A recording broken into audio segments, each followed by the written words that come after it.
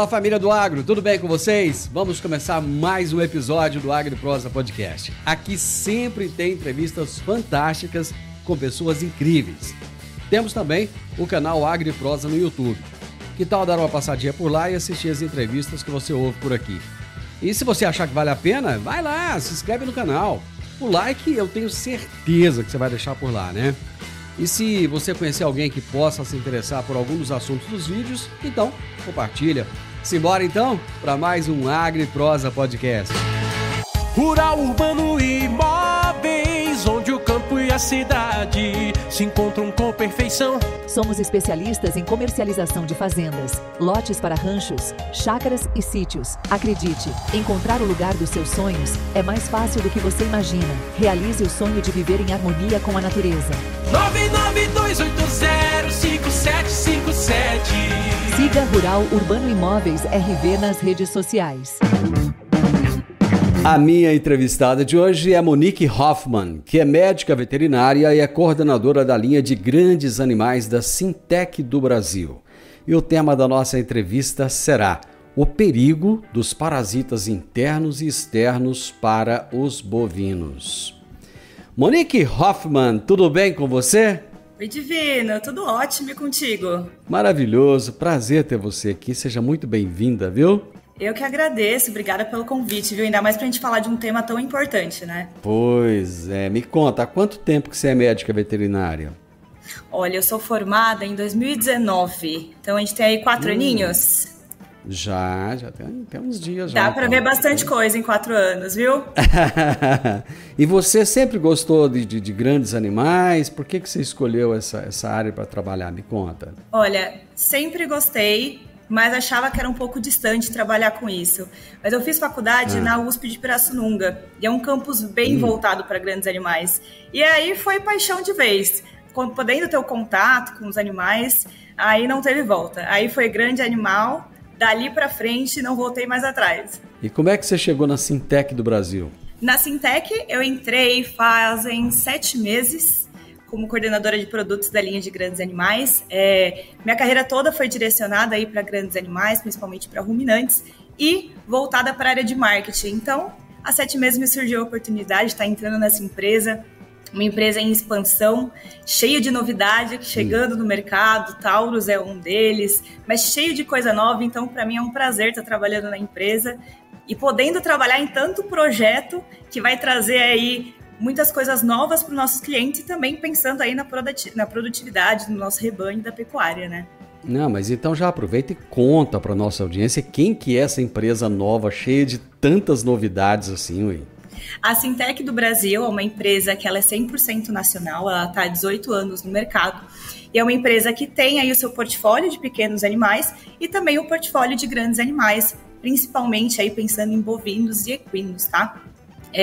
A gente atua aí com diversos produtos de antiparasitários, suplementos, parte de antibióticos, anti-inflamatórios, enfim. A gente tem um portfólio bem completo e recentemente a gente começou a também ter no nosso portfólio vacinas, com uma fábrica aí saindo do forno, digamos assim, que vai trazer muitas novidades também nessa área de biológicos. Que legal, que bacana. O que são esses parasitas internos e externos? Olha, quando a gente pensa em parasitas internos e externos, a gente pensa principalmente nas verminoses, pensando em vermes gastrointestinais, e externos a gente fala principalmente aí de carrapato, de berne, de moscas. Qual é o impacto econômico que esses parasitas trazem para a pecuária brasileira? Olha, Divino, o número chega a ser quase inacreditável.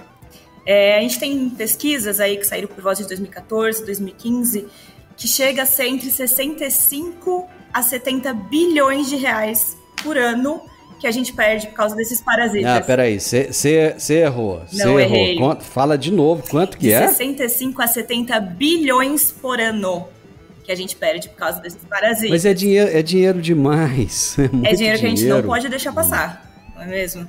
Quando a gente fala aí de carrapatos, a gente está falando cerca de 30 bilhões e vermes internos, cerca de 40 bilhões de reais por ano. Quando a gente traz aí, vou pensar num animal, a gente fala bilhões, é um número muito grande, né? Quando a gente fala por animal, é de 20 a 60 quilos por animal por ano. É uma conta muito alta. Realmente, quando você coloca assim, fica até mais fácil entender, né? Porque às vezes o número é tão alto que a gente até confunde. Monique, como é que os pecuaristas podem identificar a presença dos parasitas internos nos rebanhos? Porque os externos até que é um pouco mais fácil, né? Mas a gente vai chegar neles já já. Considerando que a maioria desses parasitas, eles os casos são subclínicos, né? Exatamente. Aí que mora o problema. A gente está falando de cerca de 90, 95, 98% dos casos são subclínicos. Então pensa, meu rebanho está lá, de 90 a 98% eu não consigo ver acontecendo nenhum sinal específico que eu possa direcionar o meu foco para os parasitas internos, né?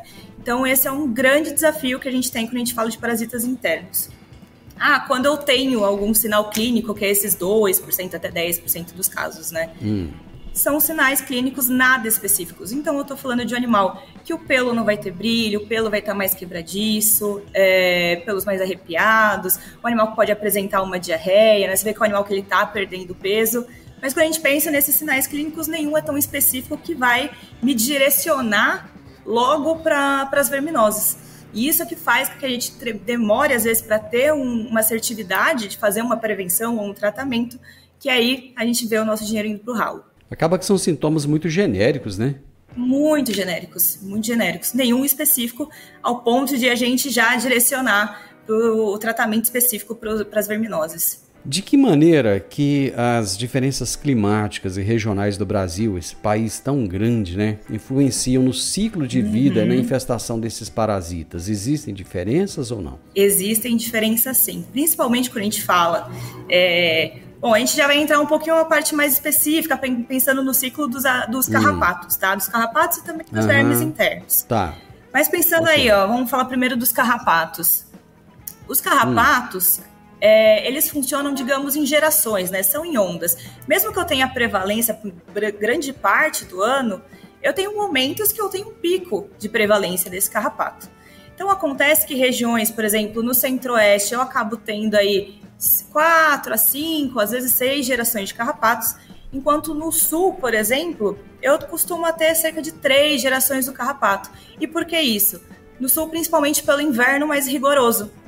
Então, eu tenho, devido a essas variações climáticas, em regiões que chovem mais e têm altas temperaturas, tendem a ter mais gerações de carrapatos. Em regiões que têm ali um inverno mais rigoroso, eu tendo a ter menos gerações de carrapatos. E por isso que eu posso ter essas variações de quando eu vou ter um pico, né, uma geração de carrapato, e também na intensidade desse pico.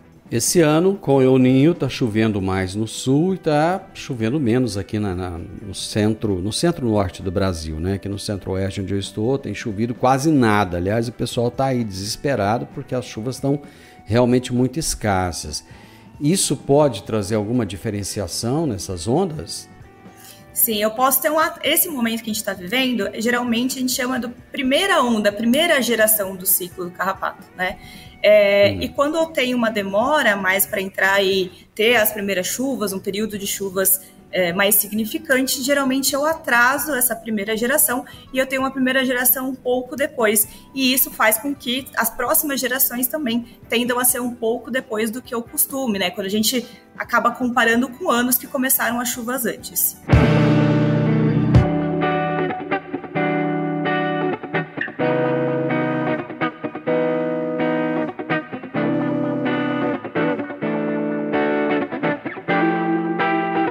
Hoje estou entrevistando a médica veterinária Monique Hoffmann. Estamos falando a respeito dos perigos dos parasitas internos e externos para os bovinos. Vamos falar de práticas de manejo. As práticas de manejo, elas são diferentes, né, para esses períodos de chuva, de seca? São sim. Quando a gente conhece o ciclo dos parasitas, isso ajuda muito a gente a definir quando a gente vai fazer um manejo, qual protocolo que a gente vai trabalhar. Então, por isso que a gente tem que dar uma pincelada rápida sobre o ciclo desses parasitas, tá? Quando eu penso em vermes internos, resumidamente, no período das águas, eu vou estar com clima, um ambiente favorável para as larvas estarem nas pastagens. Então, as verminoses, no período de chuvas, tendem as larvas estarem na pastagem e o animal não está com uma carga parasitária muito alta. Já no período seco, no período de inverno, como o ambiente não está tão favorável, no período seco tende ao animal estar com uma carga parasitária mais alta. E por isso que a gente, tentando trabalhar de forma preventiva, né, fazendo aí um controle estratégico dos parasitas, a gente consegue trabalhar como? Qual é a recomendação, né? Para vermes internos, fazer aí um manejo no começo, no meio e no fim do período seco. Eu posso fazer um reforço no período das águas, sim, mas eu fazendo esse protocolo já tende a eu prevenir, né, fazer uma limpeza que o meu animal traz aí do período das águas, prevenir altas incidências no meu animal, que ele passa aí o período de maior desafio com cargas bem reduzidas. Quando eu falo de carrapato, eu já tenho que pensar a agir de preferência antes que eu tenha altas prevalências de chuva, né? Então eu tento ali no período de transição da seca para as águas, no início do período das águas, fazer o meu manejo, fazer minha vermifugação do rebanho, fazer meu protocolo de controle contra os carrapatos. E aí depende muito mais do nível de infestação do seu rebanho para definir qual que é o melhor protocolo para sua propriedade. E aí a gente tem que lembrar que, além da variação climática, quando a gente está falando de protocolos de controle estratégicos, eu preciso fazer um protocolo, pensar num controle personalizado, porque cada fazenda é uma fazenda, cada produção é uma produção, né? Então eu tenho que levar em consideração o local, o clima, qual que é a raça do meu rebanho, qual que é a realidade do meu manejo, né? Porque eu também preciso que encaixe com a realidade de manejos daquela propriedade. Então são todas essas questões que eu preciso levar em consideração na hora que eu vou fazer um controle estratégico, um protocolo estratégico de controle. E aí isso é sempre bom quando você tem uma empresa parceira, quando você tem um veterinário de acompanhamento, para estar aí verificando qual que é o melhor protocolo para o seu caso, para a sua realidade. O que você chama de essa realidade de manejo? Cada um tem a sua realidade de manejo. Eu tenho que pensar, por exemplo, quantas vezes que eu levo os meus animais para fazer o manejo em si, né? Quando eu vou fazer a minha vacinação, quando eu vou fazer, por exemplo, um protocolo para a estação de monta. Então, todos esses manejos eu tenho que aproveitar para conseguir encaixar, né? Então, eu posso te dizer, olha, faça o manejo em junho, leve os animais em junho para fazer uma vermifugação. Mas você fala para mim, não, eu já levo meus animais em maio, eu posso realizar em maio? Então, com certeza. Adapte para a sua realidade, para a realidade do manejo, com que encaixe já os manejos que você faz na sua propriedade. Então, se eu estou entendendo bem, não existe uma receitinha de bolo, não existe um negócio assim que você chega com ele prontinho e fala, é isso aqui, tá, prega lá na geladeira e vale para todo mundo, não é isso? Olha, seria o nosso sonho, viu? Mas infelizmente não tem. Bom, nessa personalização, o tamanho da propriedade, a quantidade de animais, tudo isso influi, né? Tudo isso influencia, sim. Esses parasitas, eles acabam criando resistência? Eles criam, e é um grande desafio do que a gente tem hoje no Brasil, né? Em grande parte do Brasil, a gente já vê índices de resistências a múltiplos princípios ativos, que é bem preocupante, né? E por que isso acontece? Principalmente por usos indevidos desses princípios ativos e uso há muito tempo desses princípios ativos. E para isso a gente tem ferramentas hoje, como por exemplo o biocarrapaticidograma, que consegue ali detectar... Que é isso? Que nome complicado é esse? Ele Biocarrapaticitograma. É um nomezinho difícil, né? Mas assim, de forma simples, é fazer a coleta de alguns carrapatos da sua propriedade e aí você envia para o laboratório e o laboratório vai fazer testes de quais princípios ativos o carrapato morre e quais princípios ativos o carrapato tem resistência. E aí você consegue saber se na sua propriedade, quais carrapatos, os seus carrapatos, né, da sua propriedade, quais princípios ativos ele é sensível, quais ele já possui resistência. Então, sim, é uma realidade. E pontos que a gente considera muito importante, o manejo, quando for fazer de forma correta. Então, o que ajuda você criar casos de resistências na sua propriedade? Você não ter nenhum rodízio de classes terapêuticas. Isso pode fazer uso prolongado por muito tempo do mesmo produto, pode desenvolver, sim, uma certa resistência. Espera aí, explica pra gente, vamos voltar que eu quero entender melhor. Rodízio de classes terapêuticas? Exatamente. Explica isso para mim. Por exemplo, se eu uso há muito tempo um produto que é a base de cipermetrina, e eu já percebo que os meus animais, quando eu uso, não está fazendo a limpeza dos animais, né? Eu estou vendo que não está sendo tão eficaz, ou eu fiz um biocarrapaticidograma e percebi que, de fato, ele tem uma resistência já na minha propriedade. O que eu faço? Eu tenho que fazer um rodízio aí, por exemplo, com um produto à base de uma lactona macrocíclica, uma avermectina, né?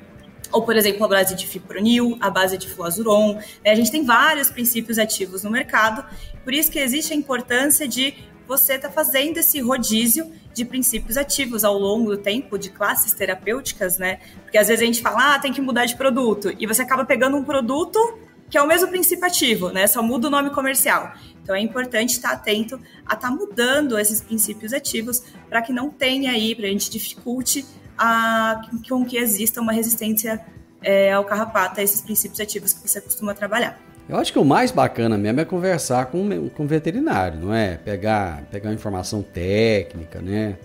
Com toda certeza. Quando a gente fala de um protocolo, né, de um controle estratégico de forma geral, a gente está falando de uma prevenção principalmente.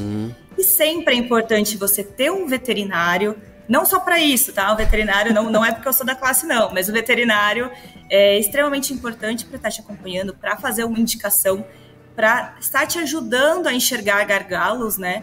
Então, quando eu estou com um veterinário, com empresas parceiras que oferecem serviços técnicos, tudo isso é essencial para eu estar fazendo um protocolo, para eu estar utilizando produtos que de fato vão me ajudar, né? Que de fato vão ajudar na sua produção, que você não vai estar fazendo investimento que vai ser em vão. E claro, também para ajudar aí na saúde e no bem-estar do rebanho, também é extremamente importante. É interessante, você usou uma palavra aí que é investimento. Quando funciona, é investimento. Quando não funciona, é gasto, né? Exatamente, exatamente. E a gente não tem margem para ficar gastando sem ter um retorno, né? Principalmente hoje, né? O dia que o mercado tá, com os preços atuais, né? Tá muito difícil. Exatamente. Tem que ter uma gestão de custos aí bem feitinha. Você tinha falado alguma coisa de biológicos lá atrás. Como é que tá o uso de biológicos aí na pecuária? Tá? Por exemplo, na agricultura tem crescido muito, né? E na pecuária? Você diz, quando eu citei a questão de biológicos, a gente faz mais voltado para a parte de vacinação, Isso. tá?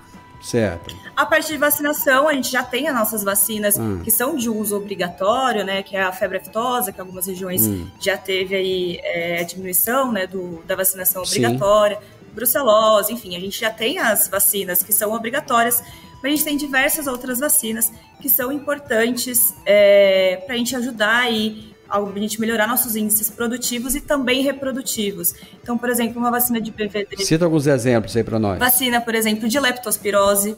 Leptospirose causa diversos casos de aborto. Então, é extremamente importante a gente estar fazendo a vacinação de leptospirose. A própria vacinação aí de PVD, outra vacina que é relacionada à parte reprodutiva. Então, IBR, BVD, enfim, a gente tem essas vacinas direcionadas principalmente para a parte reprodutiva, que é extremamente importante. E também vacinação relacionada aí à parte respiratória, né? E é sempre bom fazer essas vacinações certinho, né? Seguir o calendário bonitinho. Com toda certeza.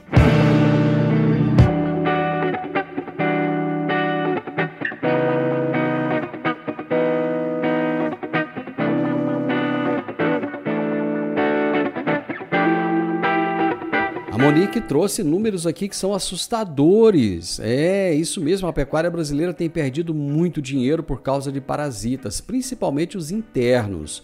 E ela está trazendo hoje dicas sensacionais aqui de como você pode se prevenir a respeito desse problema. Quais são as soluções, né, ou produtos no mercado? Você falou aí Taurus, né? Você falou alguma coisa a respeito do Taurus. O que é esse Taurus? O Taurus, ele é o nosso lançamento, recente lançamento, foi lançado no mês passado. E ele é nosso indectocida. Indectocida, ele age nos vermes internos e também nos parasitas externos, no caso o berne e o carrapato. Então, você já pega na mesma aplicação tanto os vermes internos quanto externos. Ele é uma ivermectina de alta concentração, Então já é uma molécula consolidada no mercado e ele vem com uma tecnologia diferente no veículo dele, que é a SR-MCT. E essa tecnologia permite com que tenha uma liberação mais lenta, mais prolongada e que melhore também a seringabilidade, né? A gente falou ali na questão do manejo, que é importante a gente ter coisas no manejo que a gente reduza a resistência, por exemplo, a diminuição da eficiência do meu produto. Então, quando você melhora a seringabilidade, você também... O que é seringabilidade? A aplicação, na hora que eu faço a aplicação no animal... Sim. Ele fica mais fluido, mais fácil de ser aplicado. Quando eu tenho um produto muito grosso, eu dificulto muito oleoso, por exemplo. Eu dificulto a aplicação, posso ter mais refluxo, então eu estou injetando uma quantidade no animal e uma parte volta. Então, estou fazendo uma subdosagem no animal. Então, são todos detalhes que foram pensados. A agulha pode entortar ali, alguma coisa assim. Exatamente, é mais difícil de fazer a aplicação no animal. Então, todos esses detalhes a gente pensou para trazer um produto que é uma tradição no mercado, melhorado, né? Trazendo mais tecnologia a ele. Então, vocês pegaram algo que já era comprovado, eficiência e tal, deram um upgrade nele e falaram, bom, agora ele está do jeito que a gente precisa que seja, é isso. O importante é a gente sempre se renovar, né? A pecuária se renova e a pecuária se otimiza. A gente precisa fazer isso com os nossos produtos também.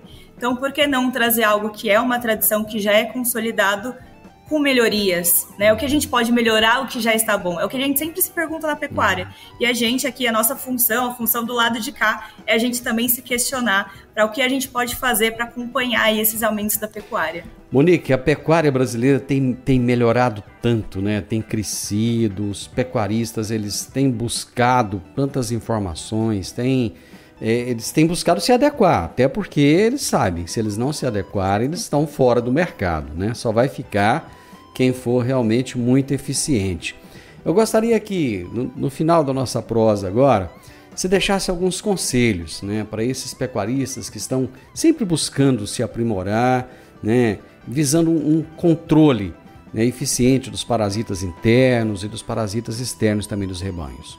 Olha, alguns conselhos de forma geral, tá? A gente poderia passar horas falando aqui, mas de forma geral, algo que a gente já citou, procure um médico veterinário, uma empresa de confiança para estar dando esse suporte, para estar te auxiliando nesse grande desafio.